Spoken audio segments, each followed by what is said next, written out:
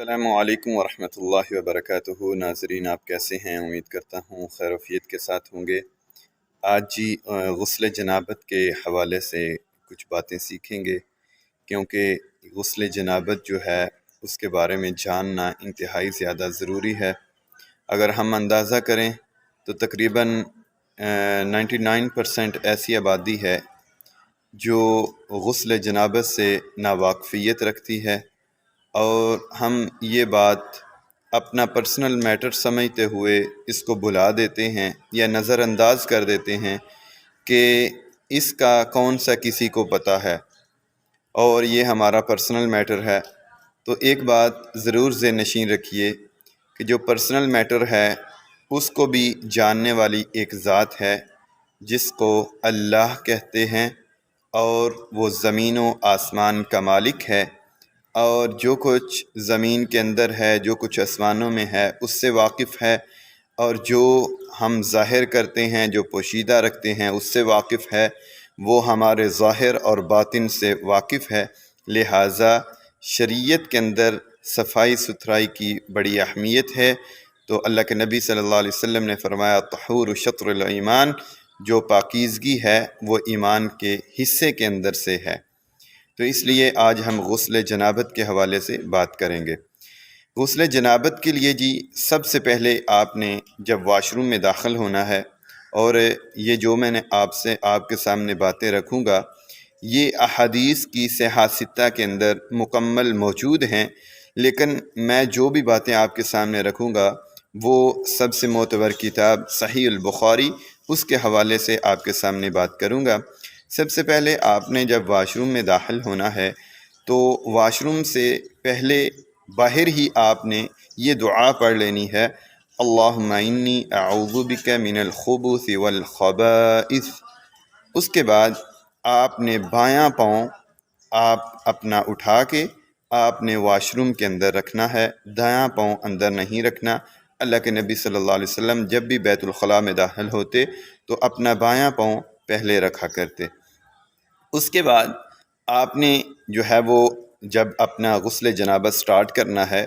تو اپنا لباس جب اتارنا ہے آپ نے، تو اس کے بعد سب سے پہلا جو کام ہے آپ نے اپنے دونوں ہاتھوں کو اچھی طرح دھونا ہے، یعنی کہ بائیں ہاتھ سے دائیں ہاتھ کو اس کی جو ہے وہ انگلیوں کے اندر اس طرح جو ہے وہ ہاتھ مارنا ہے، اور دائیں سے بائیں ہاتھ کو جو ہے وہ اچھی طرح دھونا ہے۔ دوسرے نمبر پہ آپ نے جو کام کرنا ہے وہ یہ ہے کہ جو غلاظت والی جگہ ہے، گندگی والی جگہ ہے، آپ نے اس کو جو ہے وہ بائیں ہاتھ کے ساتھ اچھی طرح جو ہے وہ اس کی صفائی کرنی ہے۔ اور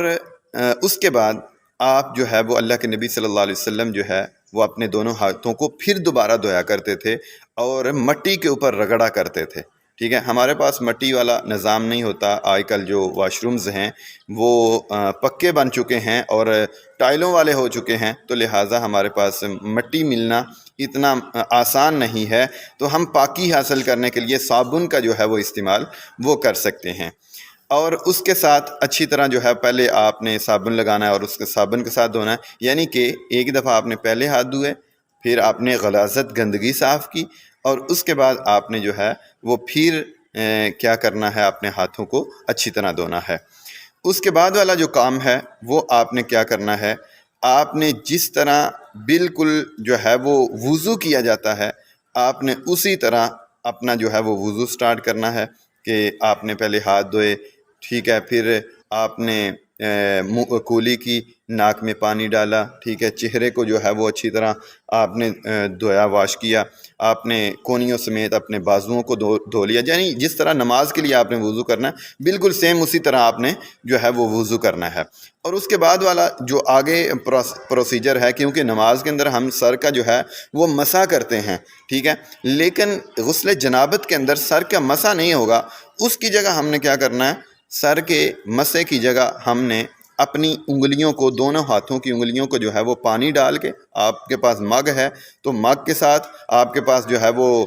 پائپ ہے تو پائپ کے ساتھ اپنی دونوں جو ہے وہ ہاتھوں کی انگلیوں کو اچھی طرح گیلا کر کے، اللہ کے نبی صلی اللہ علیہ وسلم اپنے سر مبارک کا اس طرح بالوں کے اندر جو ہے وہ خلال کیا کرتے تھے، تاکہ اتنا خلال کرتے تھے کہ آپ کا سر مبارک جو ہے وہ اس کی جو جلد ہے اوپر والی وہ مکمل جو ہے وہ تر ہو جایا کرتی تھی۔ اس کے بعد آپ نے کیا کرنا ہے، آپ اپنے پاؤں کی طرف آ جائیں، ٹھیک ہے، آپ نے پاؤں دھونے ہیں۔ پاؤں کے اندر دو آپ باتیں ذہن نشین رکھیں۔ اللہ کے نبی صلی اللہ علیہ وسلم پاؤں سب سے آخر میں دھوتے تھے، اور اس کی لاجک یہ ہے کہ اس وقت مٹی والے غسل خانے اور جو ہے وہ واش روم ہوا کرتے تھے، تو اس لیے اللہ کے نبی صلی اللہ علیہ وسلم جہاں کھڑے ہوتے تھے وہاں سے تھوڑا سا سائڈ پہ ہو جاتے تھے، اور وہاں کھڑے ہو کے اپنے آخر میں جو ہے وہ پاؤں دھوتے تھے۔ آج کل وہی بات ہے کہ واش روم جو ہے وہ پکے ہیں، چھینٹیں پڑنے کا اتنا زیادہ خطرہ نہیں ہوتا، تو آپ کیا ہے، آپ اپنے پاؤں جو ہے وہ ساتھ ہی دھو سکتے ہیں۔ اس کے بعد جب آپ نے اپنا وضو مکمل کر لیا، یعنی کہ آپ کو بار بار بتا رہا ہوں کہ سر کے مسے کی بجائے آپ نے سر کا بالوں کا خلال کرنا ہے، یعنی کہ اپنی انگلیوں کو گیلا کر کے اس طرح جو ہے وہ سر کے اندر آپ نے جو ہے وہ پانی وہ سر کی چوٹی کو لگانا ہے۔ اس کے بعد آپ نے جو نیکسٹ پروسیجر کرنا ہے وہ یہ ہے کہ آپ نے اپنا یہ ہاتھوں کی ہتھیلیاں ہیں، یا آپ کے پاس مگ ہے جس کے ساتھ آپ پانی انڈیلنا چاہتے ہیں، ٹھیک ہے، تو اس کے ساتھ آپ نے 3 مگ وہ آپ نے سر کے اوپر ڈالنا ہے۔ آپ اس طرح جو ہے وہ چلو بھی بھر سکتے ہیں، یہ بھی اس طرح کر کے آپ اپنے سر کے اوپر جو ہے وہ ڈال سکتے ہیں 3 دفعہ۔ اس کے بعد 3 دفعہ آپ نے اپنے دائیں کندھے کے اوپر جو ہے وہ پانی ڈالنا ہے، ٹھیک ہے، یعنی کہ آپ کے پاس مگ ہے تو 3 مگ آپ ڈال لیں، اور اسی طرح بائیں کندھے کے اوپر آپ نے یہ ڈالنا ہے اس طرح کر کے، ٹھیک ہے، یہ ہو گیا۔ اس کے بعد آپ نے جو کام کرنا ہے وہ آپ نے اپنے پورے جسم کے اوپر جو ہے وہ پانی اچھی طرح بہا لینا ہے۔ تو ایک چیز ذہن نشین رکھیے کہ آپ پاؤں جو ہے وہ بعد میں بھی دھو سکتے ہیں، یعنی کہ آپ نے وضو کے دوران پاؤں نہ دھوئے، آپ اپنے بالوں کا خلا کیا اور اس کے بعد جو ہے وہ آپ نے پانی اوپر انڈیل دیا، آپ بعد میں بھی پاؤں دھو سکتے ہیں، لیکن اگر پہلے آپ نے دھو لیے ہیں تو بعد میں دھونے کی ضرورت نہیں ہے، کیونکہ وہ اس لیے دھوئے جاتے تھے کہ اس وقت جو ہے وہ چھینٹیں ڈلنے کا خطرہ ہوتا تھا۔ اور اس کے بعد کیا ہے، اب آپ نے پورے جسم کے اوپر پانی بہا لیا ہے، اب آپ کا جو ہے وہ غسل وہ مکمل ہو چکا ہے۔ اس کے بعد اللہ کے نبی صلی اللہ علیہ وسلم کیا کیا کرتے تھے، اللہ کے نبی صلی اللہ علیہ وسلم غسل جنابت کے بعد، عام غسل نہیں، غسل جنابت کے بعد رسول اللہ صلی اللہ علیہ وسلم خوشبو منگوایا کرتے تھے، اور اپنے جسم کے اوپر جو ہے وہ خوشبو کو ملا کرتے تھے۔ اس کے بعد غسل جنابت کے لیے اللہ کے نبی صلی اللہ علیہ وسلم کی صحیح البخاری کے حوالے کے ساتھ میں پہلے بھی بات کر رہا ہوں کہ اللہ کے نبی صلی اللہ علیہ وسلم غسل جنابت کرنے کے بعد ٹاول کا استعمال نہیں کیا کرتے تھے، تولیے کا استعمال نہیں کرتے تھے۔ آپ حضرت میمونہ رضی اللہ تعالی عنہ بیان کرتی ہیں کہ اللہ کے نبی صلی اللہ علیہ وسلم کو جب ٹاول پیش کیا گیا تو آپ نے لینے سے انکار کیا، اور اپنے جسم مبارک کے اوپر پانی جو ہے وہ اس طرح صاف کر رہے تھے۔ اور اس کی لاجک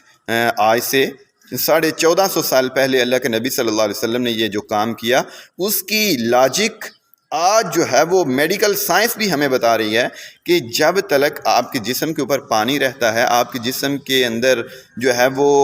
مخصوص وقت جو ہے وہ گزارنے کے بعد جب آپ کے جسم کے اندر کمزوری واقع ہو جاتی ہے، تو وہ جو پانی ہوتا ہے جسم کے اوپر رہتا ہے، وہ آپ کی جلد کی جو کمزوری ہے اس کو دور کرنے کے لیے وہ کافی ہو جاتا ہے۔ تو وہ ایک لاجک ہے جو آج کی میڈیکل سائنس بھی اس بات کا جو ہے وہ اقرار کر چکی ہے۔ اس کے بعد ٹاول لینے کے بعد آپ نے جو ہے وہ ٹاول استعمال نہیں کرنا، آپ نے ویسے اپنا جسم کے اوپر جو ہے وہ پانی جو ہے اتارنا ہے۔ اب واش روم سے باہر آنا ہے آپ نے، تو واش روم سے باہر آنے کے لیے پہلے دایاں پاؤں آپ نے باہر رکھنا ہے اور دعا پڑھنی ہے باہر نکل کے، غفرانک الحمد للہ الذی اذہب عنی الاذی وعافانی۔ اور اس کے بعد آپ جو ہے وہ وضو جب مکمل ہو جاتا ہے تو وہ والی دعا، اشہد ان لا الہ الا اللہ وحدہ لا شریک لہ واشہد ان محمدا عبدہ ورسولہ۔ یہ تھا مکمل وضو غسل کا طریقہ، غسل جنابت کا طریقہ، جس کو بہت سے لوگ جو ہے جس سے ناواقفیت رکھتے ہیں، اور اس کے ساتھ وہ صرف غسل خانے کے اندر جاتے ہیں اور اپنے جسم کے اوپر پانی اور جو غلاظت ہے وہ اس کو دھو لیا، صاف کر لیا، اور اسی کو وہ جو ہے وہ پاکی سمجھتے ہیں۔ لہٰذا ہمیں شریعت مطہرہ کے اوپر عمل کر کے ہی ہماری زندگی اور آخرت کے اندر جو ہے وہ نجات ہوگی۔ اور اس کے ساتھ ایک اور بات ضرور ذہن نشین رکھیے، جو آپ نے غسل جنابت کے دوران وضو کیا تھا وہی آپ کی نماز کے لیے کافی ہے۔ اگر آپ کا ہاتھ کہیں ایسی جگہ پہ ٹچ نہیں ہو گیا جو گندی جگہ ہے، جو ناپاک جگہ ہے، اس جگہ پہ اگر جو ہے وہ غسل کے دوران دوبارہ ہاتھ ٹچ ہو گیا ہے تو پھر آپ کو دوبارہ وضو کرنے کی ضرورت ہوگی۔ اگر نہیں ٹچ ہوا تو آپ کا وہی وضو نماز کے لیے بھی کافی ہوگا۔ اللہ سے دعا ہے اللہ ہمیں عمل کی توفیق عطا فرمائے۔ السلام علیکم ورحمۃ اللہ۔